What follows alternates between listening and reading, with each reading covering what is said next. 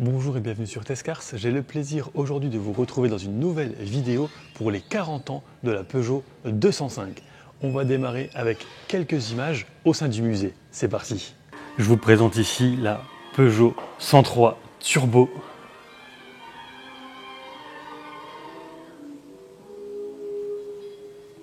La T16 Rallye groupe B.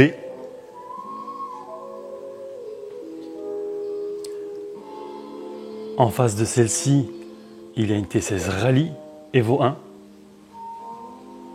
Magnifique.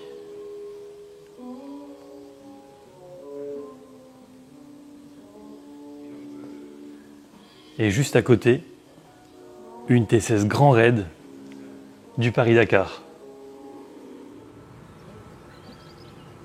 Les choses sérieuses vont commencer. Bonjour Fabien. Bonjour. On est près de l'atelier Peugeot à Sochaux. Alors, est-ce que vous pourriez vous présenter? Alors Fabien Noël, j'ai été pilote professionnel pendant 10 ans chez Peugeot et chez Citroën. Et quel a été votre meilleur souvenir lors de votre carrière? J'ai plein de souvenirs en rallye. J'en ai... Pour en choisir un, c'est difficile parce que j'ai tellement eu de bonheur à piloter ces voitures de course. Quand on est passionné par ça, c'est vraiment... j'ai plein de souvenirs, j'en ai trop. Et si vous deviez en retenir, allez, 2 ou 3, les principaux, ce seraient? Alors 2 ou 3, c'est... Avec une 205 Rallye, j'ai fait 3e du championnat de France dans une épreuve, à l'Alpin-Béra. Il y avait neigé, il y avait des super bagnoles devant moi, des super voitures devant moi. Et avec ma 205 Rallye, j'ai fini 3e. Okay. Ça, c'était un souvenir super. Et s'il devait y en avoir encore un autre, ce serait? Encore un autre, c'est de piloter ces Turbo 16. Ouais. Ça, c'est vraiment une voiture mythique de chez Peugeot. Et c'est monter là-dedans, c'est vraiment super. Et qu'est-ce qu'on ressent comme sensation? Des sensations que je n'ai jamais eues sur une autre voiture. C'est vraiment une voiture à part, très difficile à piloter. Je ne sais pas comment les pilotes à ce moment-là faisaient pour faire 350 km de spécial dans des voitures comme ça. On a vu que vous prenez des passagers pour des baptêmes. Oui. Comment ils ressortent du véhicule? Ils sont... Celui qui n'a jamais monté dans une voiture de course, c'est sûr que pour eux, c'est des baptêmes de folie. Hein, puis en plus, dans une Turbo 16, alors là, c'est vraiment autre chose. Et aujourd'hui, est-ce que vous roulez toujours en Peugeot? Oui, je roule toujours en Peugeot. Ok. 205 également? Non, j'ai des autres voitures. Plus modernes? Plus modernes. Mais est-ce qu'il y a quand même des 205 dans le garage? Non, j'ai plus rien là. J'avais une rien 306 Maxi que j'ai vendue. J'ai plus rien là. Ok, voilà. Très bien. Eh bien écoutez, un tout grand merci. Merci. Une très belle journée et passez un très très beau week-end. Profitez-en. Merci.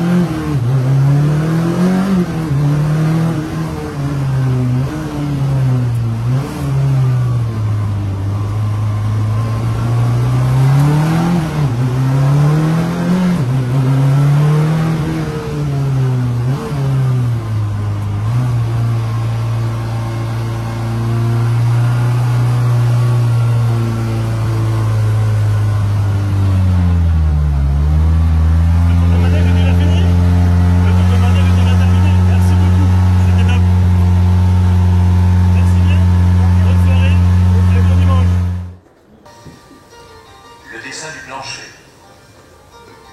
les formes de la jupe, celle de la face avant, les pare-chocs enveloppants, la prise d'air de refroidissement sous le pare-choc, l'étanchéité de la face avant, le joint de pare-brise plat, les faibles décrochés de glace latérale, la suppression des jets d'eau, la lunette arrière affleurante et collée, le becquet intégré à l'arrière du pavillon. Résultat, surface de traînée 0 m²61, coefficient de traînée 0,35. Coefficient particulièrement faible pour un véhicule de 3,70 m de longueur. Avec ses formes fluides, ses lignes tendues, conçues pour séduire et pour durer, cette véritable sculpture dynamique reste néanmoins réaliste, parce qu'au cours de son élaboration, tous les impératifs d'implantation mécanique, de facilité d'entretien et de production ont été respectés. Optimiser la production, c'est recourir aux procédés de fabrication les plus modernes. C'est inventer de nouvelles solutions industrielles avec le double souci d'accroître et la qualité et la productivité. Grâce à des robots et des automates gérés par calculateur programmable, plus de 90% des soudures sont réalisées automatiquement. Bonjour Nick, vous travaillez pour Talman? Oui, c'est Alors, ça. quelle est la particularité de cette marque et depuis quand existe-t-elle? Oui, bonjour tout le monde. Talman est une entreprise en Angleterre qui est responsable pour la restauration et l'amélioration des voitures, notamment la 205 GTI. Talman a été fondé par Chris, le patron, qui est ici sur site, il y a 14 ans en Angleterre. Au début, il travaillait sur des Sunbeam Lotus et le Lotus Elite, mais maintenant le spécialisme, c'est les 205. Et aujourd'hui à Sochaux, on a 2 voitures de Talman Edition. Celle-là, c'est la première d'un client qu'on vient de finir. Elle est complètement refaite. La carrosserie, le moteur, l'intérieur. On a mis pas mal de modifications pour s'en servir tous les jours en fait. Ok, comme un daily. Daily, Daily oui, car. tout à Ok. fait. Par exemple, on a l'autoradio digital, on a un pare-brise chauffé, on a le verrouillage centralisé électronique, on a tout ça. Ok. On a la gestion électrique aussi, donc même s'il fait chaud, comme aujourd'hui à Sochaux, ça marche tout le temps. Ok. Et donc il y a un tableau de bord un petit peu spécial sur celle-ci. Oui, je mets le contact pour voir. Donc, on a le tableau de bord électronique et on peut la changer aussi. Donc là, c'est normal. Et si on appuie sur le bouton Peugeot Sport pour 3 secondes, ça change pour le T16. On a c'est même fou. pour la nuit, jour. Dark mode. Ah, c'est excellent. Et ça c'est unique, il n'y a que vous qui faites ça. Oui, c'est le patron Chris qui a dessiné ça. créé Ok. ça. C'est incroyable. Incroyable. Ok. Et la noire que vous avez à côté, Oui. c'est à vous, je crois. Oui, donc en fait elle est verte. Verte. Oula. Elle est verte Sorrento. Ok. Et ça, c'est le prototype. Ok. Donc, quand Chris il a commencé ce projet, il voulait essayer des choses pour voir le cahier des charges, spécifications, le mieux pour les clients. Donc, c'est celle-là qu'on s'en servit. Donc, elle a le moteur plutôt régional, on va dire. C'est à 140 chevaux Ok. grâce à la gestion électronique. On a fait des améliorations à l'intérieur, on a des sièges en cuir, le volant, on a Alcantara, C'est ouais. on a le radio avec digital.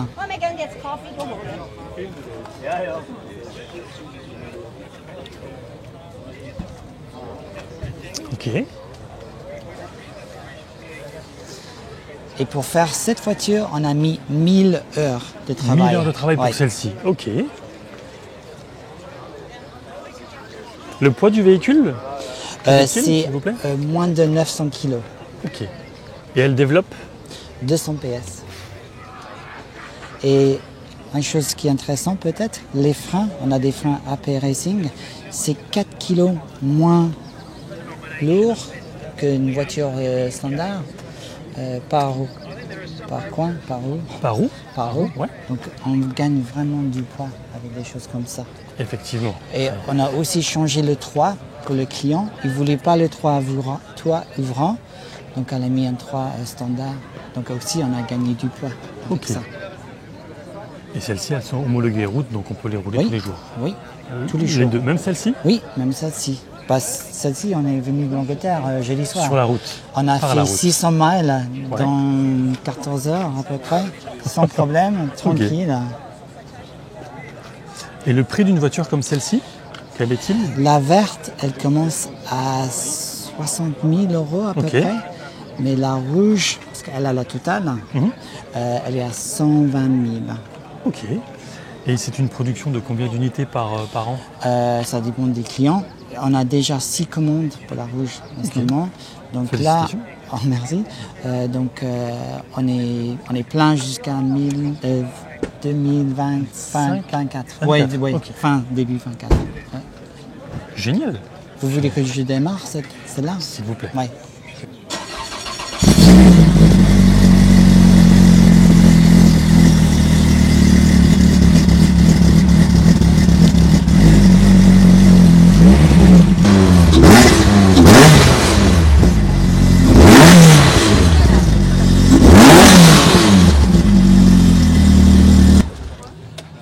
Une sonorité plutôt sympathique.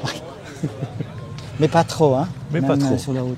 Et on peut vous retrouver sur Internet? Oui, on a Éventuellement. le site Tollman. Il y a même un micro-site pour la Tollman Edition. Ok, Et il y a une partie en français en ce moment. parfait. Très bien. Eh bien, écoutez, un tout grand merci pour les explications Merci. et profitez du week-end. Merci bien. Bonjour Philippe, Bonjour, est-ce que vous pourriez vous présenter s'il vous plaît? alors Philippe Jacot, patron de la société Dépannage 70 et membre actif de 205 Africa Red, pour lequel on opère depuis 20 ans à emmener des gens dans le désert à moindre coût avec des Peugeot 205. Et c'est vraiment du plaisir à l'état pur d'aller se promener dans des dunes avec des 2 roues motrices. Ok, et vous avez, je crois, quelques Dakar à votre actif. Oui, j'ai quelques Dakar à mon actif. J'ai des Dakar de 2002 à 2008.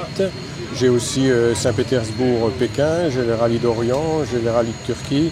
Tout ça en camion jusqu'en 2007. Et même j'ai fait 2 ans pilote pour MAN. Et depuis cela, j'ai été un petit peu au repos et j'ai refait le Dakar sur un camion hydrogène en 2022. C'était le premier camion à hydrogène sur le Dakar et j'ai eu la chance de piloter le premier ce camion qui donne vraiment un camion exceptionnel avec de l'hydrogène et une pile à combustible qui fournit de l'électricité et ça nous fait un camion électrique mais sans recharger puisque c'est rechargé directement par la pile à combustible fournie par l'hydrogène. Ok, et est-ce que vous pouvez nous parler un petit peu du véhicule qui est derrière vous? Eh bien, avant de vous parler du véhicule qu'il y a à nous, j'ai fait aussi, parce que je tiens à le souligner, le Dakar 2023 dans le Dakar historique au volant d'une Porsche ex-Jackie X René Medge. Et j'ai pris énormément de plaisir à faire ce Dakar 2023 où j'ai pris du plaisir au quotidien avec mon ami et copilote Jean-Jo, que je salue au passage. Et c'était vraiment un Dakar exceptionnel. J'imagine, très belle expérience. Très belle expérience, du plaisir tous les jours, des dunes, des paysages magnifiques. Enfin, très envie de recommencer dès l'année prochaine fois. Et aujourd'hui, vous emmenez donc des touristes avec vous, en Tunisie ou au Maroc, Tout à fait. sur une durée de combien de temps en moyenne? Sur une durée de 15 jours environ entre la descente et la remontée, mais on fait 10 jours de raid sur place avec des étapes variant de 100 km à 400 km, si c'est du sable ou des pistes roulantes. C'est varié, mais on a vraiment du plaisir à l'état pur parce que nous franchissons les dunes avec une 2 roues motrices, aussi bizarre que cela puisse paraître, mais c'est la vérité. Donc à chaque dune, chaque client prend de l'adrénaline en disant est-ce que je vais monter cette dune, est-ce que je vais réussir. Et le fait que nous ne sommes pas dans un rallye avec de la vitesse, c'est une entraide, tout le monde s'aide, il donne la main tous les jours et c'est vraiment exceptionnel. Et le soir, on se retrouve au bivouac où tout le monde déjeune le matin et le soir le dîner ensemble. Et il est vrai que dans le désert, on n'est finalement jamais vraiment tout seul.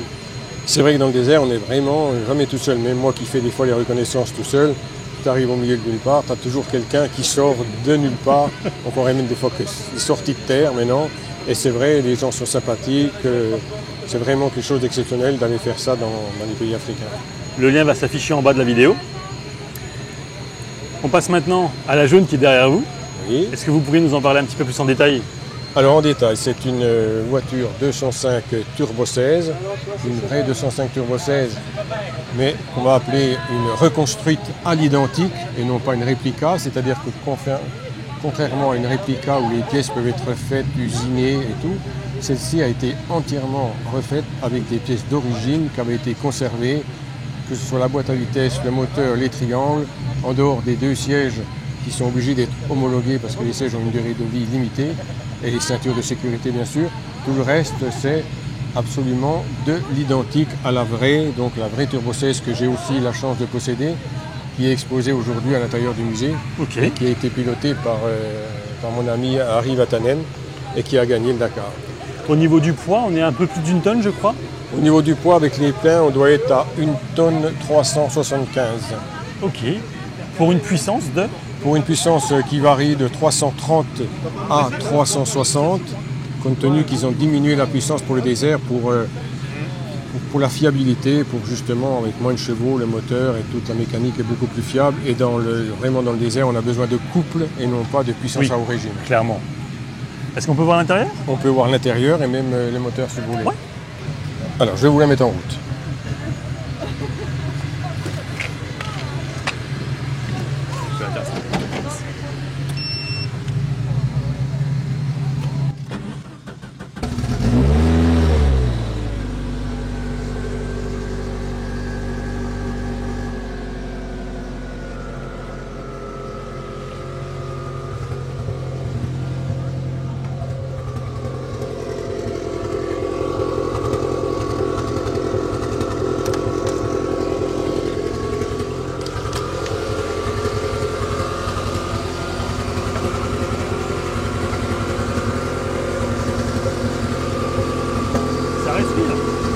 Là vous avez le turbo qui est énorme.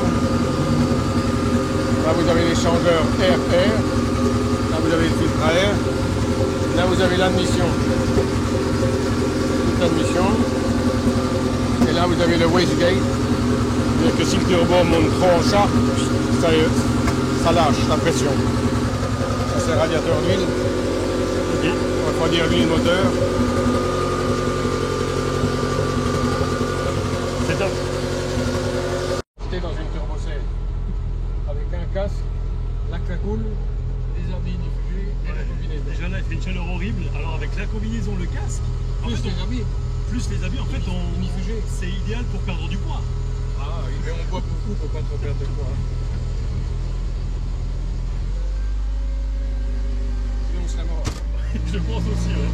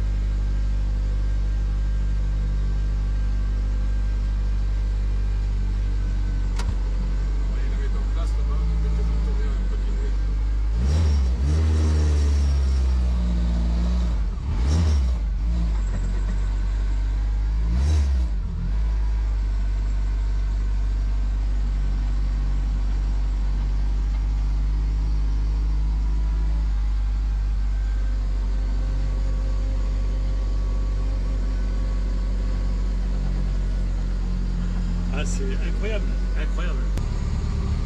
Voilà jeune homme, t'as vu?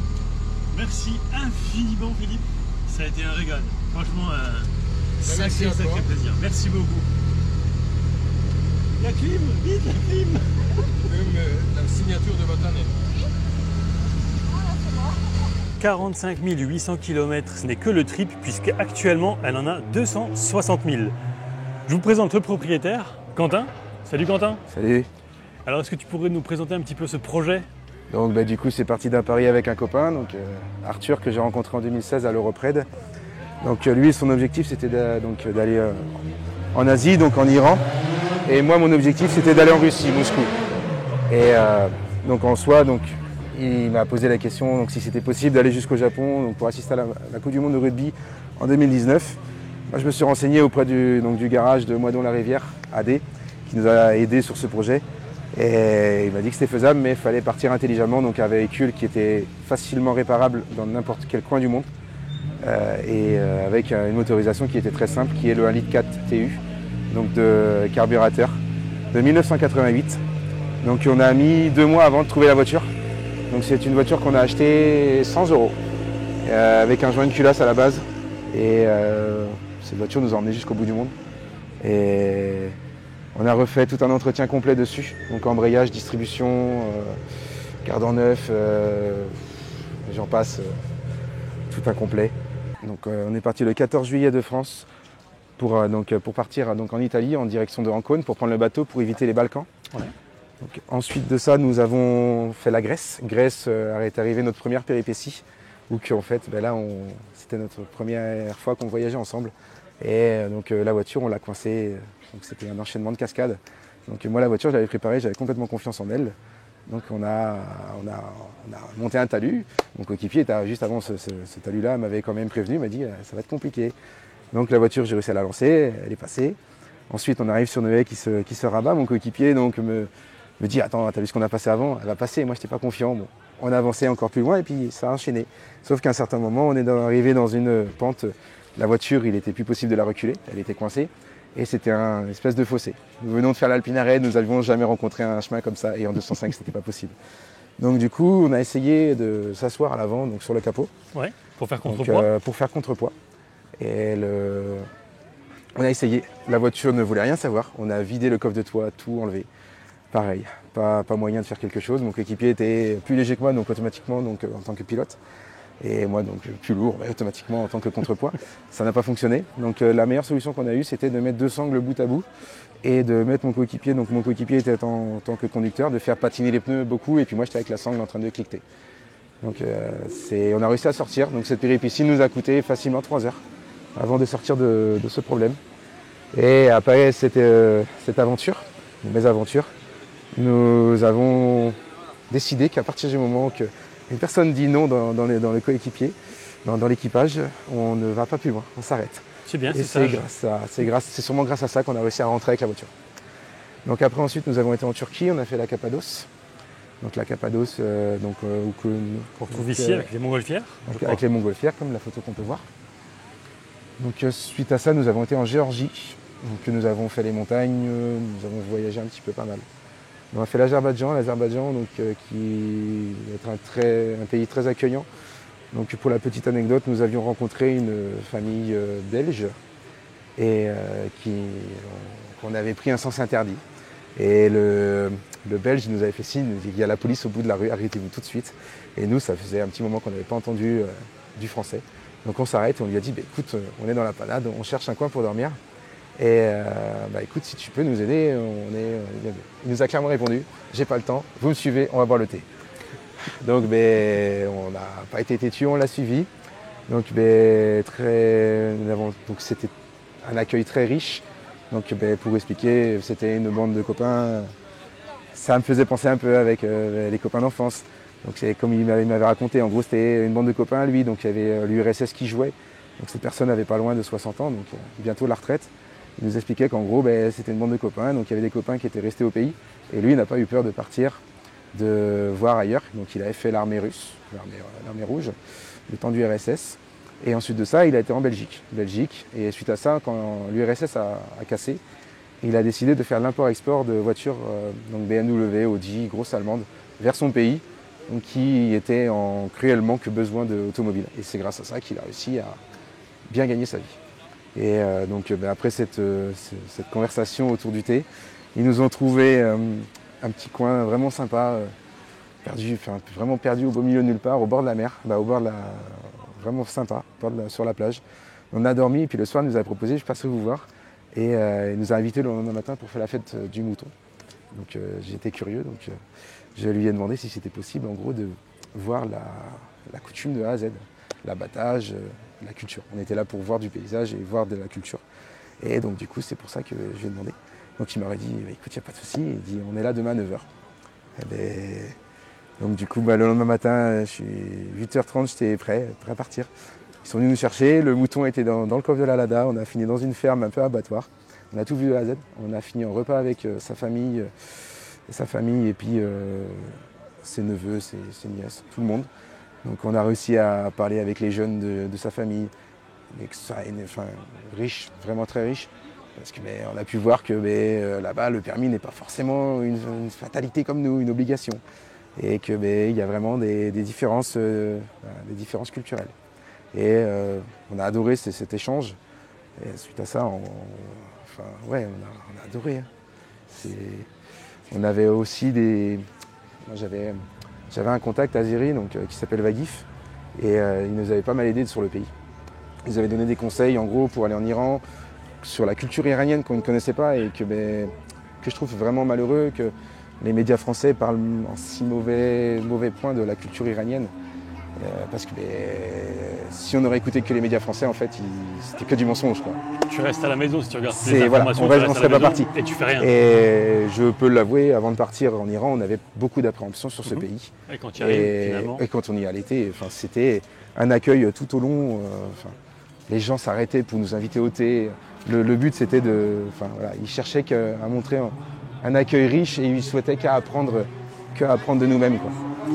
Et voilà, l'Iran, j'en garde un très bon souvenir et le seul truc que je trouve dommage, c'est que les médias français détruisent ce pays par des propos non fondés, comme djihadistes. Heureusement que les médias, je les écoute de moins en moins. Et pour le coup, l'Iran, c'est la grande surprise et gros coup de cœur pour moi. Ensuite, on a fait le Turkménistan, qui est une dictature. Donc Turkménistan, on peut aller voir la photo. Avec un véhicule qui, je crois, ne peut pas être de couleur noire, c'est ça ? Qui ne peut pas être de couleur noire. Donc c'est pour ça que la voiture, du coup, on a pris le thème Bretagne, on est originaire de la Bretagne, et du coup France. Donc France, on a juste pris les liserés bleues et rouges. Blanches. Donc on a fait au plus simple, et sachant qu'on n'avait pas le droit au noir. Donc on a fait une déco simple, basique. Le capot a été refait exprès pour l'événement de l'aventure Peugeot. Nous avons eu beaucoup de problèmes pour rentrer dans ce pays. Donc, pour ma part, en tant que conducteur et qui a le nom sur la carte grise, j'ai passé pas loin de 10 bureaux, si je ne me trompe pas, à vérifier sur le compte Instagram que vous pouvez voir sur le bandeau. Donc pas loin de 10 bureaux pour mon coéquipier qui n'était que passager. Je crois que c'est 2 ou 3 bureaux de moins que moi, donc il devait être entre 7 et 8. Okay. Et c'est énorme, c'était un bureau pour chaque...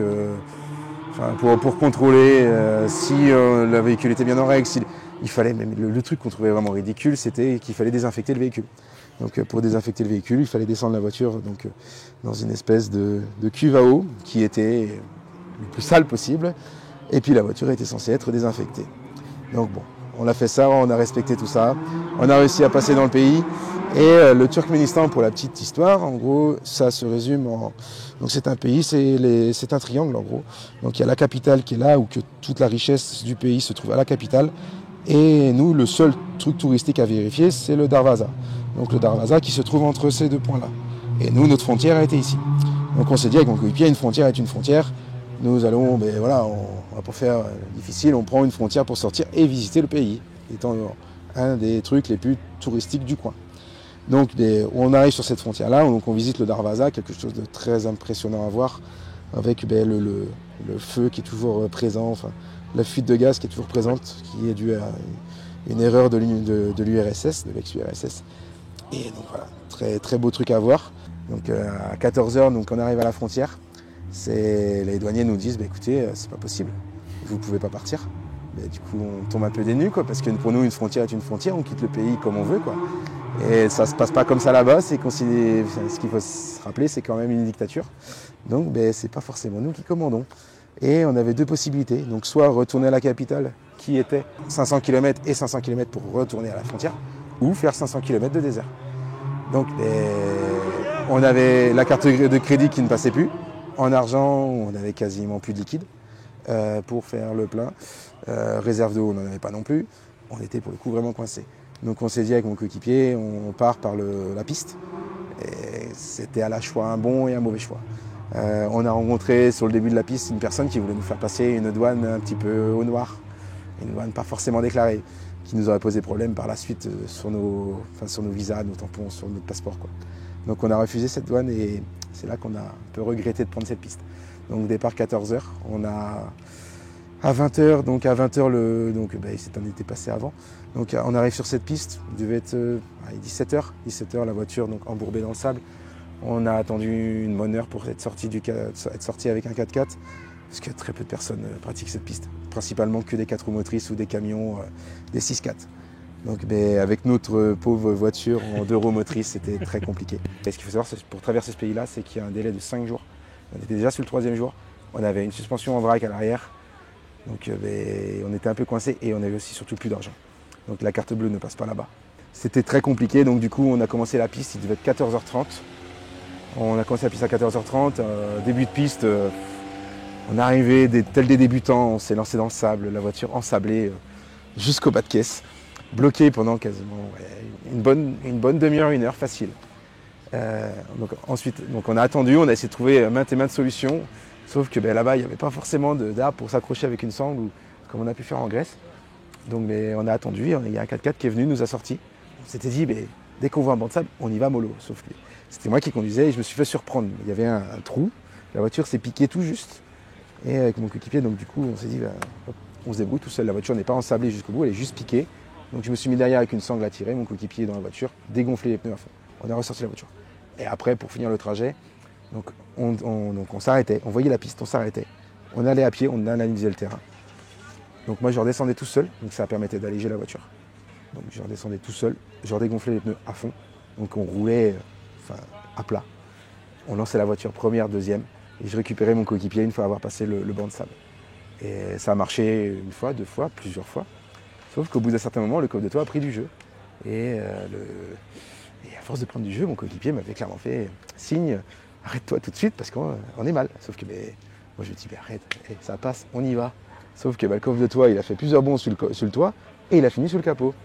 Donc, on peut voir encore des impacts sur le toit et puis sur les ailes. Donc, là, du coup, on était bloqué. Il devait être pas loin de 20h, 21h. Donc, obligé de défaire tout le coffre de toit. Le remettre à 2 parce qu'il est très lourd. Et là, on ne pouvait plus avancer. La nuit était tombée. Bloqué. Donc, on était à côté c'est un coin humide. La voiture était pleine de moustiques. On a somnolé. Pas très agréable. Ouais, pas très agréable. On a somnolé, on n'a pas dormi. Et là, le truc qui nous inquiétait fortement, parce que c'est qu'on faisait des camions en 6x4, donc avançaient, nous doublaient, et 500 mètres après, ils dégonflaient tous les pneus. D'accord. On s'était dit, là, ce qui nous attend demain matin, ça va être compliqué. Donc, au matin, on s'est réveillé, on a été voir la piste, et là, on est tombé sur du costaud. Donc, toutes les ornières, il y avait des grosses ornières de camion. Dès que la voiture, elle allait sur une ornière, on frottait à chaque fois. Donc, on était obligé de lancer la voiture, et puis les ornières, on faisait du passage, quoi. Donc on a forcé sur la mécanique, sur la voiture, on a tout forcé sur tout. On a réussi à passer. Et donc on a réussi à passer, même tellement que les douaniers ne revenaient pas qu'une voiture comme ça a été rendue jusqu'à leur poste. Parce que ce qu'il faut savoir au Turkménistan, c'est que tous les 15 à 20 km, il y a des checkpoints. Contrôle du passeport, contrôle d'où là où est-ce qu'on est passé, on est surveillé 24 heures sur 24. Donc ils savent où qu'on est, on a même une balise qui nous suit dans la voiture. Ouais. Donc si on va dans un endroit qui n'est pas forcément autorisé, ils savent très bien et puis il y a des personnes qui viennent. Donc là, pour la petite anecdote, le douanier, donc en gros, ne revenait pas voir la voiture arriver devant sa barrière. Donc du coup, on lui confirme qu'on venait bien du dernier checkpoint. Donc il ne croyait pas. Et donc il s'est mis sur le banc, sur une chaise, avec le portable au bout de la main, en essayant de chercher du réseau. Et il a réussi. Nous, avec mon coéquipier, on était bidonnés, quoi. Parce qu'il a réussi à avoir la personne du checkpoint avant Et nous, on entendait des mots comme machine, Peugeot, enfin, du russe un peu. Et on comprenait ce qu'on pouvait comprendre. Et on comprenait bien, en gros, qu'il demandait bien si la voiture était bien passée au dernier checkpoint. Donc, et puis le gars, donc l'autre, on entendait da da da, donc oui, oui, oui. Donc le gars, il nous a dit, bah, allez hop, c'est bon, il ouvre la barrière, on avance. Direction ensuite l'Afghanistan. Donc direction ensuite de l'Ouzbékistan. Ok. Donc l'Ouzbékistan. Donc là, pour la petite histoire, donc on a mis pas loin on a passé la douane à 22h. Donc on est parti à 14h30 et on a passé la douane le lendemain à 22h, sachant qu'on était parti à 6h. C'était sûrement les 500 km les plus longs de ma vie. Je suis impressionné. Après, on a fait l'Ouzbékistan. Okay. On avait rencontré des personnes qui nous avaient conseillé de faire la Pamir Railway, qui est une très jolie route donc, qui longe l'Afghanistan, donc qui se parcourt donc, dans le Tadjikistan, le Kirghizistan. C'était pas prévu sur le début, mais bon, quand on a un voyage, les voyages se font au fur et à mesure. Et on a décidé de faire ce petit crochet. Et ce petit crochet, c'était que de la piste. Donc c'était que de la piste, que des vagues. La voiture nous a pas lâchés. C'était un réel exploit. On a réussi à atteindre une altitude de 4500 mètres, qui est pour moi un réel exploit pour cette voiture, sachant que le Mont Blanc est à 4008. Donc on a la fierté de dire que la voiture a touché des petits doigts le Mont Blanc. Donc ensuite, suite à ça, donc, je pense qu'on a passé la frontière du Kazakhstan.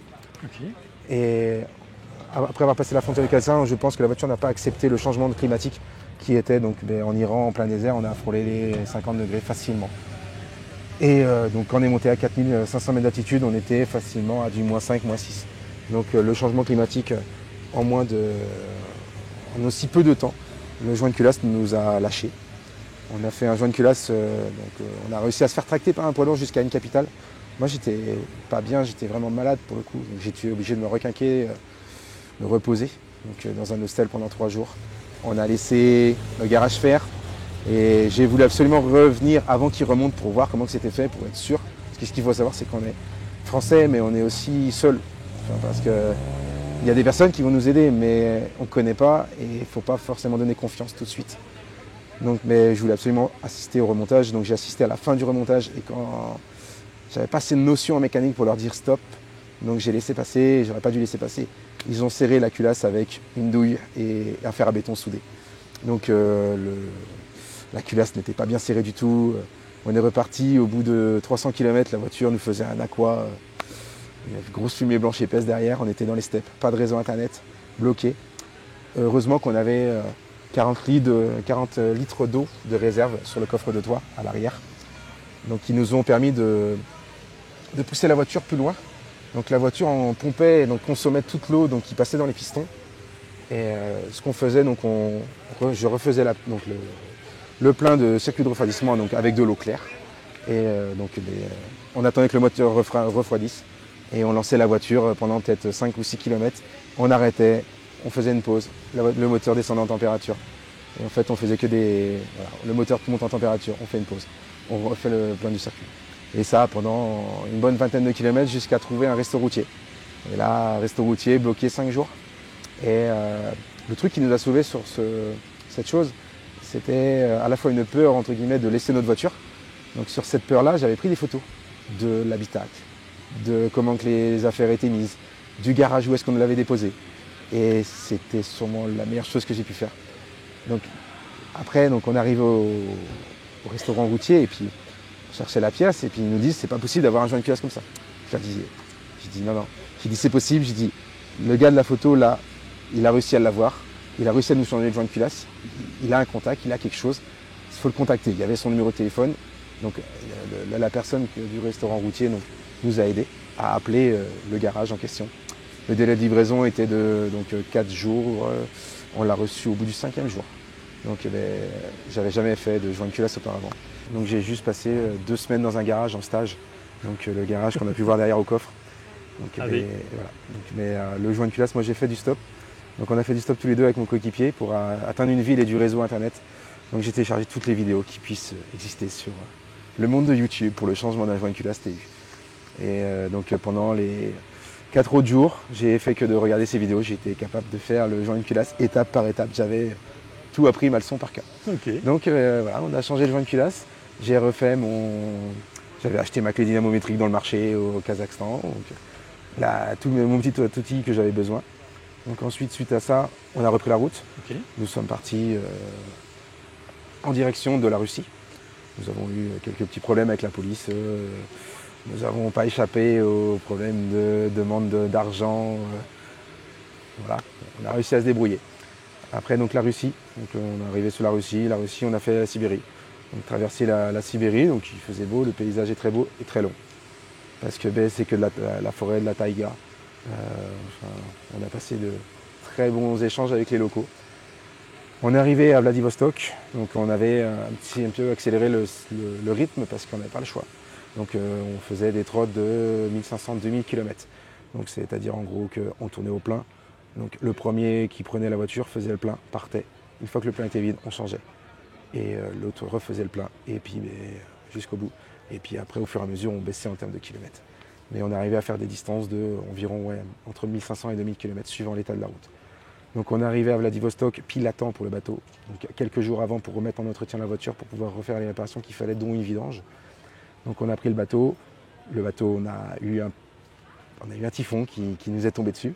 Le typhon nous a bloqués en Corée du Sud, qui n'était pas prévu. Donc c'est pour ça que c'est un pays de plus dans notre aventure. Donc là, on a été bloqué une nuit là-bas. On a repris le bateau le lendemain matin pour aller au Japon. Et le Japon, on est arrivé un samedi et la voiture était bloquée en douane.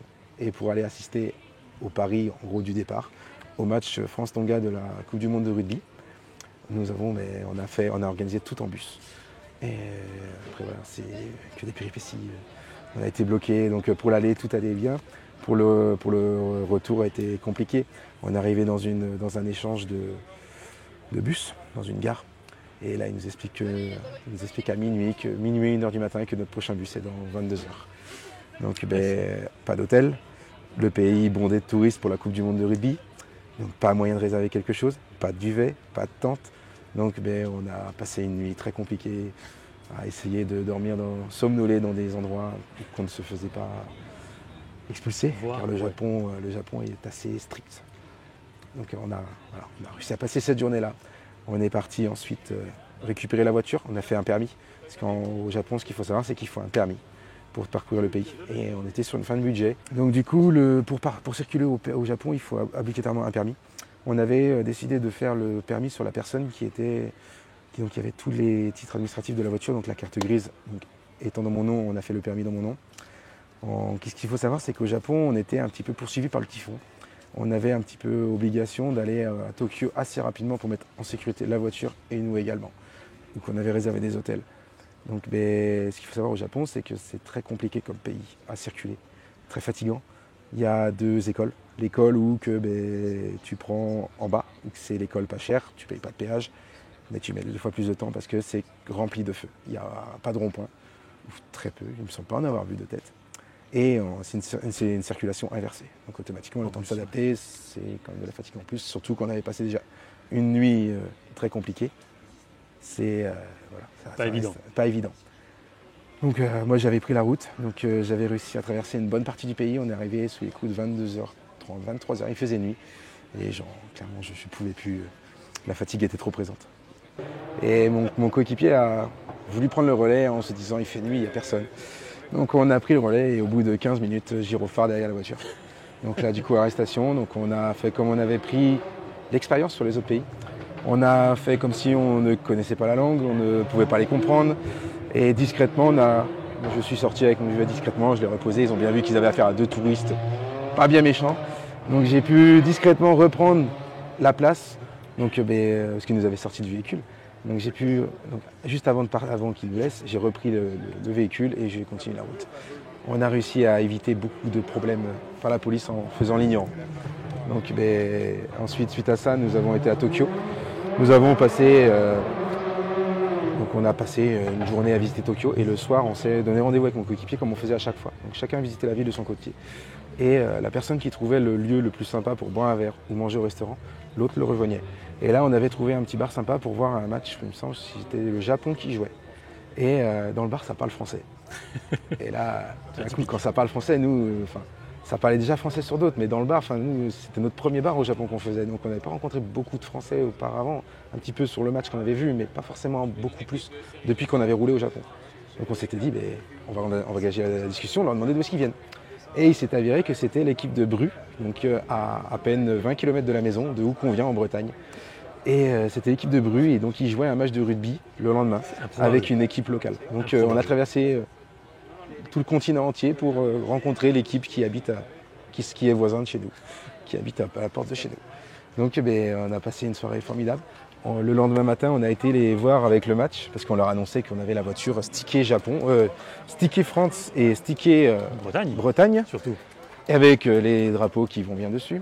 Et donc du coup, le lendemain, donc, ils étaient tout contents et même surpris de nous voir arriver avec la fameuse 205 qui vient de Bretagne. Tu m'étonnes. Et ça, c'était notre plus belle anecdote et plus improbable. Ensuite, on a le Japon, on a tourné 2 semaines, donc entre typhon, tempête et mauvais temps. Ensuite, nous avons repris le bateau. Et là, on y a été vraiment comme des touristes, pas vraiment équipés. On peut le voir sur cette photo-là, on a vraiment été surpris. Donc, on a été surpris par la neige. On pensait qu'au mois d'octobre, en Russie, il faisait beau temps. Grosse erreur de notre part. Donc, on a traversé quasiment une grande partie de la Sibérie sous la neige avec des températures allant jusqu'à au maximum moins 21 degrés. Donc oui, bien froid. Et on a été obligé de faire les boutiques pour acheter des vêtements en conséquence. Chaud. Voilà. Bon, ça, c'est les aléas qu'on ne prévoit pas forcément au voyage. Ensuite, et ça fait des souvenirs. Donc, après, ensuite, nous sommes rentrés. Donc on a traversé toute la Russie. Donc il faut savoir qu'on a passé océan Pacifique, océan Atlantique. On l'a fait en 1 mois. Okay. Donc quand je dis océan Atlantique, donc c'est Rennes, on est à 1 heure de la mer, à peu près, approximativement. On a fait Kiev. Donc on a visité Kiev, on a été visiter Tchernobyl. Okay. Donc très enrichissant comme voyage. Et ensuite, nous avons tenu notre promesse aux copains qui habitent en Haute-Savoie. Donc Robin et puis Lucas. On leur avait promis que si on revenait avec la voiture, ça aurait été les premiers Français qu'on aurait été revoir. Parce que c'est sûrement grâce à eux qu'on a réussi à faire ce voyage, parce qu'en France, nous sommes partis, la voiture touchait celui de Donham. Et heureusement qu'ils étaient déménagés en Savoie. J'ai réussi à les rappeler, leur demander si c'est possible de démonter la voiture chez eux pour l'essieu et de pouvoir la réparer. Donc on a réussi à le faire, on l'a fait en une soirée. Et puis la voiture a réussi à faire le périple grâce à ça. Ah, génial. Parce qu'autrement on n'aurait pas pu. Et on leur a fait la surprise d'arriver chez eux. Voilà. Top. C'est un sacré périple. La deuxième surprise que nous avons fait, donc pendant environ 1 semaine, nous avions pu communiquer, ou très peu, où on mettait des communications passées. Et c'était en gros d'arriver pour l'anniversaire du papa de mon coéquipier. Génial. Génial. Et pour résumer, pour partir sur un voyage comme ça, c'est pas forcément le choix de la voiture qu'il faut faire, c'est surtout le choix du coéquipier. Clairement. Et c'est ça toute la force. Et nous, la force qu'on avait avec Arthur, c'est que Arthur était très débrouillard dans tout ce qui est côté administratif. Il va être capable d'aller dans une ambassade et nous récupérer le papier improbable comme le visa turkmène en Iran où il a eu du mal. Et puis l'autre côté de la force, c'est que moi, le côté mécanique, je me suis mis dedans et j'ai appris avec le voyage.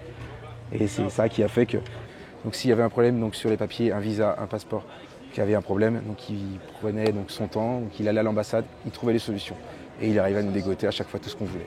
Et moi de l'autre côté, en gros, j'ai appris la mécanique sur le voyage. Donc le premier joint de culage, je l'ai fait au Kazakhstan. Et sur une aventure comme ça, qu'on est livré à soi-même, on n'a pas le choix de s'y mettre. Donc j'ai vraiment tout appris sur le voyage. Et donc dès qu'il y avait un problème mécanique, je devais détecter la panne, voir si je pouvais la réparer. Quand on est tombé sur le roulement de boîte de vitesse, je ne pouvais pas du tout le faire. Donc j'ai dû trouver le garage, tout en faisant attention de ne pas se faire arnaquer, de négocier les prix, tout ça.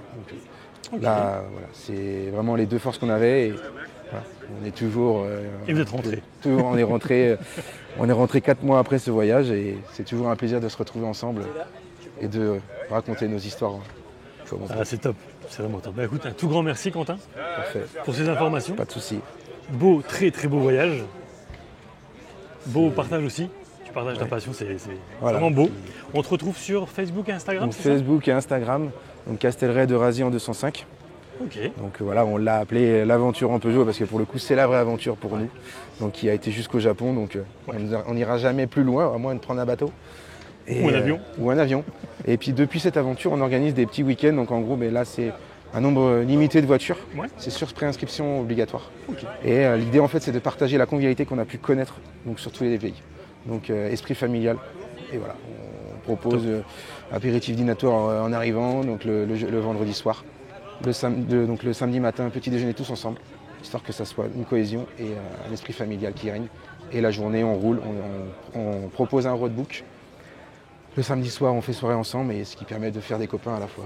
Voilà. Et on retrouve donc ça sur Facebook et Instagram. Facebook et Instagram. Et notre prochain week-end organisé sera le premier week-end d'octobre, le même week-end que la bourse de change de pièces automobiles à l'OEAC, qui l'itinéraire fera passer et proposera de visiter le musée de l'OEAC et de pouvoir proposer pour ceux qui le souhaitent, payer l'inscription, donc payer l'entrée du musée pour pouvoir visiter le musée et participer à la bourse de change de pièces. Pour les autres, ça sera un itinéraire prévu à cet effet. Très bien. Eh bien écoute, un très grand merci pour ces explications. Il n'y a pas de souci. Bonne continuation. Eh bien si tu veux toute histoire et d'autres anecdotes, il n'y a pas de plaisir, il n'y a pas de souci. Avec plaisir. Très bon week-end et Merci. à bientôt. À toi aussi. Salut. La vidéo sur les 40 ans de la Peugeot 205 se termine. J'espère qu'elle vous aura plu. Si c'est le cas, n'hésitez pas à vous abonner, à liker et à la partager. Si vous avez des questions, les commentaires sont là pour ça. Et quant à moi, je vous dis à très vite pour de prochaines aventures automobiles. Ciao!